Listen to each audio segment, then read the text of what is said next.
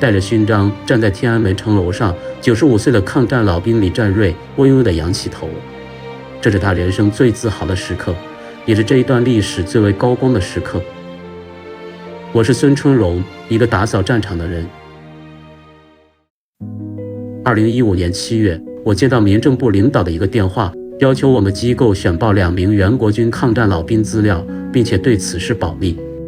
這2人中有一個就是李占瑞。1個月後，李占瑞在家接到一個電話，對方邀請他去北京領抗戰勝利70周年紀念章，期盼多年的榮光驟然降臨，他和家人都覺得是騙子。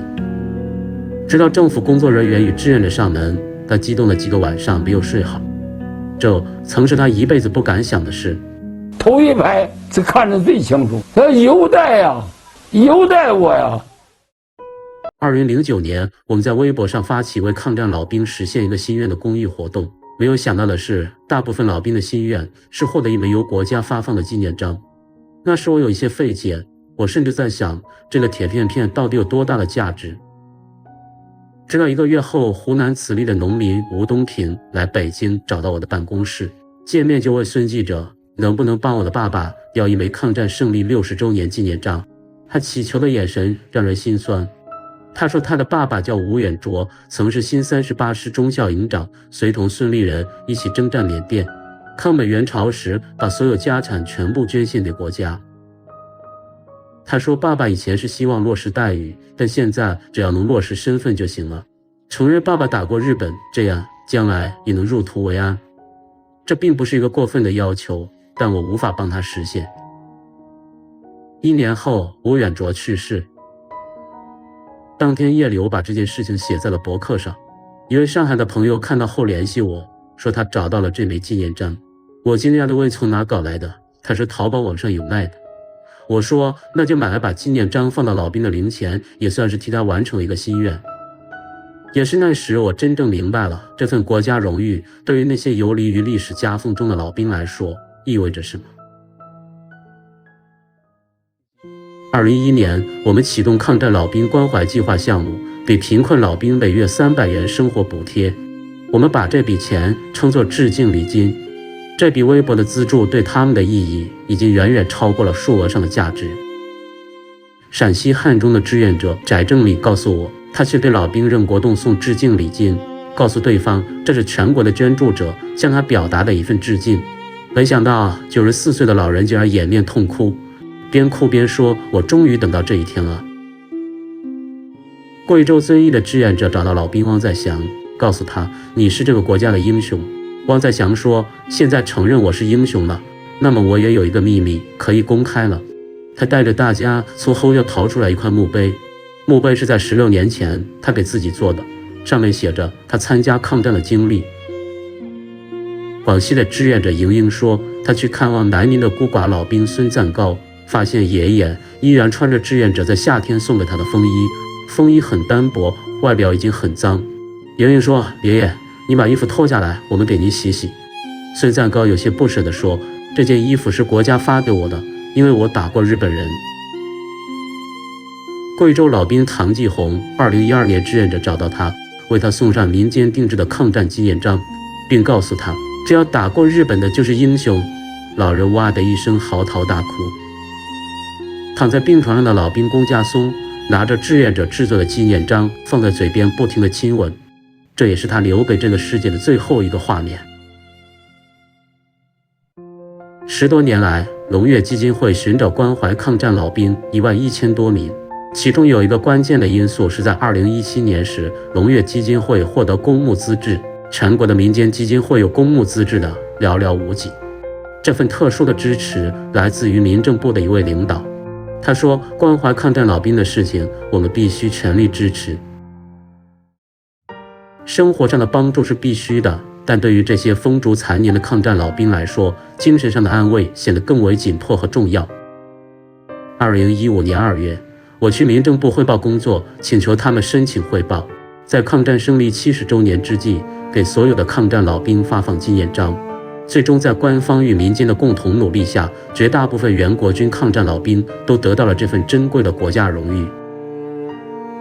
針對農村的抗戰老兵身份確認問題，民政部讓我們提交了老兵名單，凡是我們認定的，均發放了紀念章。民間志願者通過口述等靈活的方式認定老兵身份，官方給予生活關懷和精神撫慰。官方和民間攜手，讓這段歷史有一個體面和溫暖的謝幕。2015年的閱兵牽動着無數抗戰老兵的心弦。102歲双木市民的老兵汪平靜坐家中，全程聆聽閱兵盛典。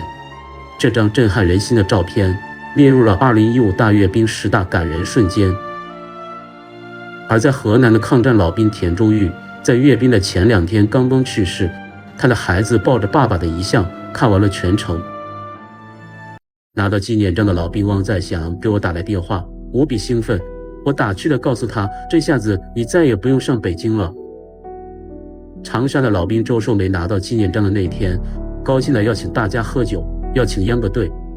那一天，周爺爺還給志願者留下遗願，如果我死了，要把紀念章放进骨灰盒裡，一起下葬。边尾县老兵至死没能等来这枚纪念章。湖南的遠征軍老兵李艷清看完閱兵以後，終於卸下了內心的包袱，開口講述他曾經的經歷。和其他戰友聚會時，他發現只有自己沒有紀念章，很是失落。志願者答應他去幫他申請，老兵幾乎每天醒來都要問女兒。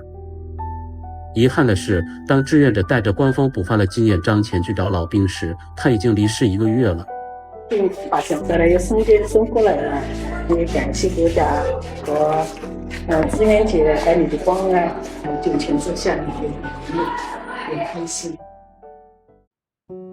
從北京天安門回到家以後的李占瑞，與陪伴多年的妻子分享了榮譽時光。回來了，幸福成功帶來。國家對人多好，應該是老兵，住了賓館啊，公家是官飯，老兵的功勞啊。但當人潮散去時，他又落寞地摸着紀念章說：“這份榮譽也有哥哥的一份。”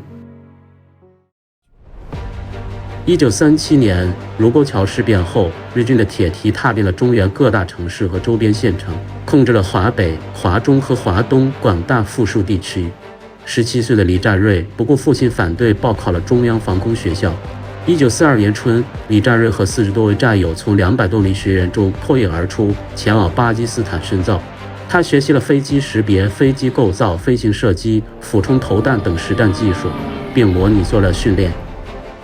畢業後，他被編入中美空軍混合大隊中國空軍第1大隊3中隊。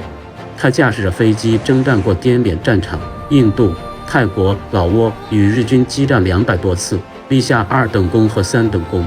最激烈的就是在萬定，那打這個橋梁，打的時候打日本人打死的多，燒死了，那沒辦法計算。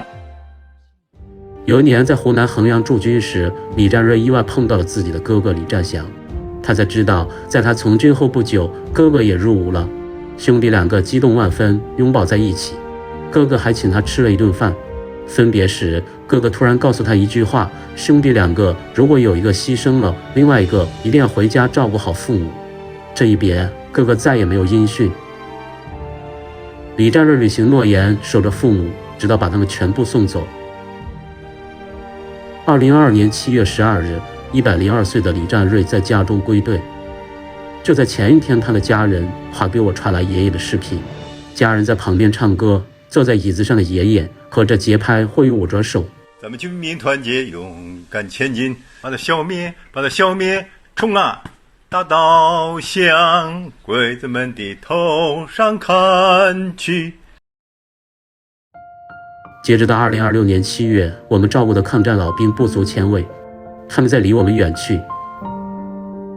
就在上周，我們在衡陽召開了為抗戰老兵站好最後一班崗志願者動員大會，來自全國19個省市32支志願者團隊的公益夥伴奔赴而來。這或許是我們最後一次向他們表達我們的致敬了。我們希望有更多的人和我們一起送他們最後一程，讓這個時代多一些人性的溫度。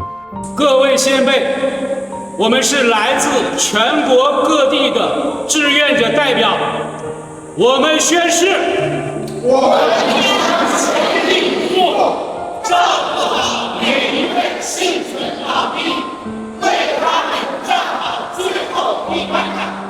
我們將不遺餘力搜集史料，銘記所有殉國英名，堅守歷史本真，山河亮，英魂不朽。我輩竭其所望，永續不忘。